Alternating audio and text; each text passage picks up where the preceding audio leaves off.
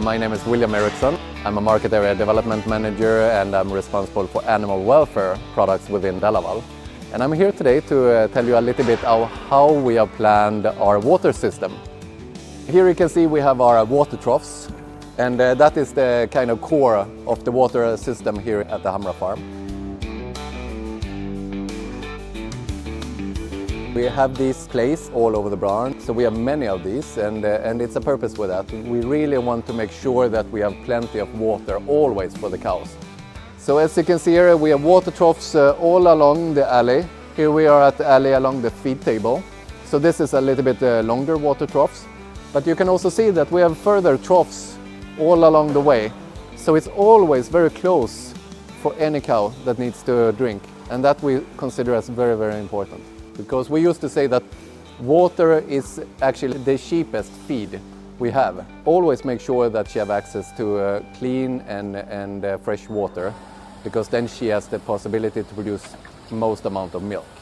When it comes to the planning of the capacity of the water troughs, we have a golden rule within DeLaval that we want to have at least 10 centimeters of water trough per cow. And if we have, for example, 250 cows, that means that we need 25 meters of water troughs within the barn. We in DeLaval believe it's very, very important, and it's a very, very good investment really to make sure that you have enough water capacity. Here at the Hamra Farm we choose stainless steel water troughs, and that is just because they're very easy to clean. And then these are tiltable as well.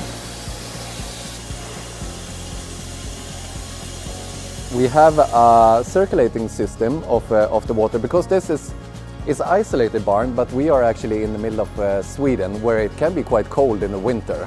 So it means that the water goes through here and circulating over to the other water troughs, and that is just to avoid the freezing risk during the winter time.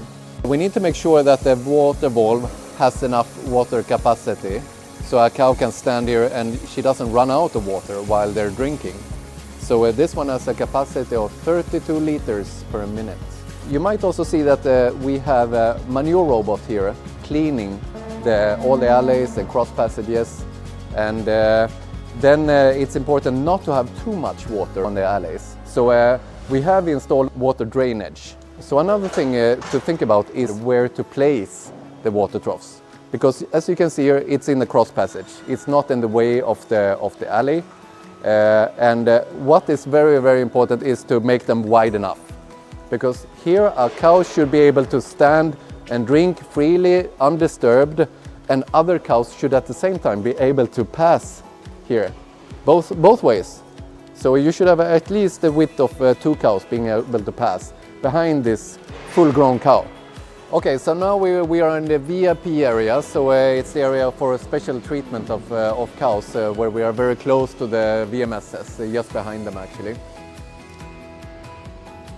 And this is smaller groups, so here we don't really need a full water trough to fulfill the need of the water for the cows. So instead we have a lot of these smaller water bowls here, and so the cow just needs to push the head on here and it comes more water. So also they have a very good capacity. Also they are in stainless steel with the same purpose, just to be able to clean them very easy. I'm standing here in front of a heat exchanger, which we're using first of all to cool the milk. So it's called pre-cooling. But the other effect it has is that it's actually warming up a bit the water to the cows. And that is beneficial for several reasons. First of all, it can help us to reduce the risk of freezing of the water, but also with the increase in temperature a little bit on the water to the cows, it can actually make them to drink a little bit more. And of course that is beneficial for the milk production.